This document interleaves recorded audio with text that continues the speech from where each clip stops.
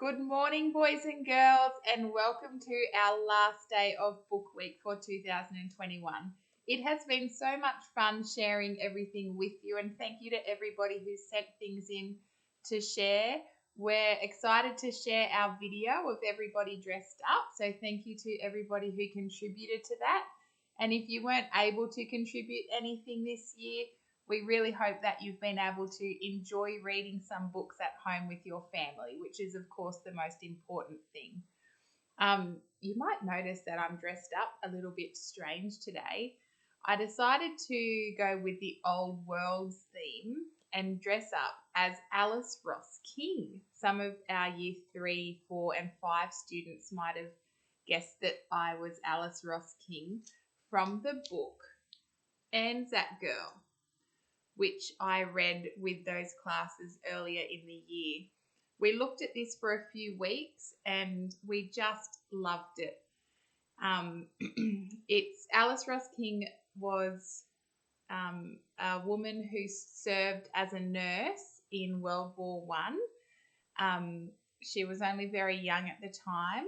She is Australia's most decorated woman, meaning the Australian Defence Force said she has the most medals that any woman has ever been awarded. So she did some fabulous things. She served for 4 years.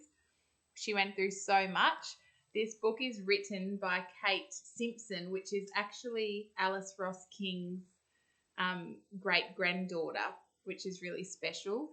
And we just love, there's so much to learn from just the cover alone. We talked about lots of things, and through the book, it's just amazing. There are real photos of Alice throughout, and also somebody that Alice met while she was serving in World War One, Harry Moffat, who a lot of us really got to know and like hearing about him through the book.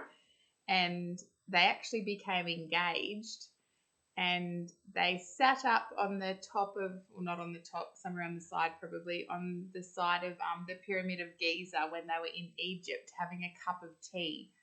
And he sort of asked her to marry her when they got home, which was really special. And we all sort of went, oh, when we were reading the book. And we knew that that had happened because throughout, it's actually the diaries of Alice Ross King. So she kept a diary every day while she was serving overseas in World War One, and they're her actual words from different days. There's actually a photo of Alice and Harry in Egypt. Sadly, Harry was killed in action, which was really devastating, and she received a letter from him 5 days after she learned that he'd been killed, which was really, really sad. And the letter is the last page of the book. And he starts by saying, "Dearest heart of mine, we are right in the thick of it all again." And then he goes on to say what was happening where he was, and it was just very treacherous, very difficult and challenging.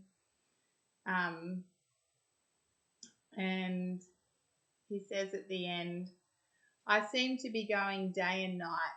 I get down for a moment and then I am called up. I love you long and dearly, love of mine. So think longingly of me and dream that I am as you know I am in your waking moments. Ever your sweetheart, Harry." And that just made a lot of us get a little bit emotional, that letter. I got quite choked up a few times reading that letter. It's just a beautiful book. You can imagine how difficult that would have been for Alice, who read that while she was overseas in the war and knowing that he'd been killed. She did come home to Australia and marry somebody else and go on and have children and a really long and happy life, which is good. But yeah, we learn a lot from Anzac Girl, the War Diaries of Alice Ross King, and that's who I've dressed up as for Book Week. But what I am reading to you today is Possum Magic, a classic, another classic by Mem Fox. I think in the last couple of years this might have celebrated its 30th anniversary, so it's definitely an old book. How beautiful is that inside cover? This is available from our book fair as well, so you can go on to our school website. I'm sure you know this by now. And click on the Book Week tab and go through our catalogue and send me an email if you buy something with your receipt number, and we'll organise to get the books to you. Our book fair will go on for a little while yet, probably. We'll just see what's happening with COVID and our lockdown. So if you have any questions or you would still like to buy something, please contact me. My email address is on our school website there. So here we go. This is Mem Fox says this is for Chloe, Anna and Kate. Once upon a time, but not very long ago, deep in the Australian bush lived two possums.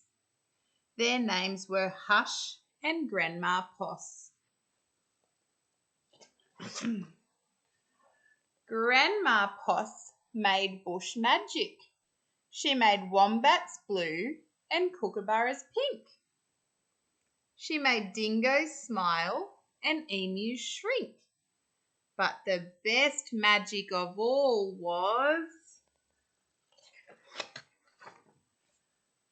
the magic that made Hush invisible. What a clever grandma. I wonder if anybody's grandma is magic like Grandma Poss. Probably all grandmas are a little bit magic. What adventures Hush had. Because she couldn't be seen, she could be squashed by koalas. Ouch! Because she couldn't be seen, she could slide down kangaroos. They're all wondering where she is. Because she couldn't be seen, she was safe from snakes, which is why Grandma Poss had made her invisible in the first place. Oh, well, that's a good trick to have. But one day, quite unexpectedly, Hush said, Grandma, I want to know what I look like. Please, could you make me visible again? Of course I can, said Grandma Poss, and she began to look through her magic books.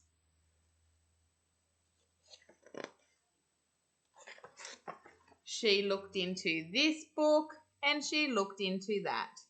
There was magic for thin and magic for fat, and magic for tall and magic for small, but the magic she was looking for wasn't there at all. Oh dear. Grandma Poss looked miserable. Don't worry, Grandma, said Hush, I don't mind. But in her heart of hearts, she did. Poor Hush. All night long, Grandma Poss thought and thought.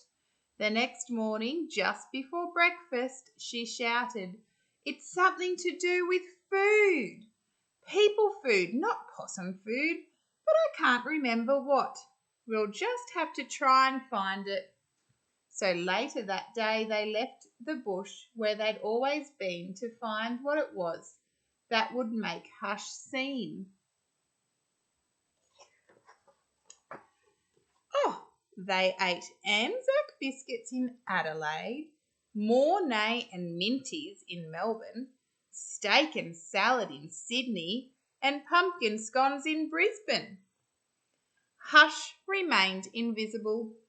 Don't lose heart, said Grandma Poss. Let's see what we can find in Darwin. Oh, they're going a long way. It was there, in the far north of Australia, that they found a Vegemite sandwich. Grandma Poss crossed her claws and crossed her feet. Hush breathed deeply and began to eat. A tail! A tail! Shouted both possums at once, for there it was, a brand new, visible tail. Later on a beach in Perth, they ate a piece of pavlova. Hush's legs appeared, so did her body. You look wonderful, you precious possum, said Grandma Poss. Next stop, Tasmania. And over the sea they went. In Hobart, late one night, in the kitchens of the casino, they saw a lamington on a plate. Hush closed her eyes and nibbled. Grandma Poss held her breath and waited. It's worked, she cried. And she was right. Hush could be seen from head to tail.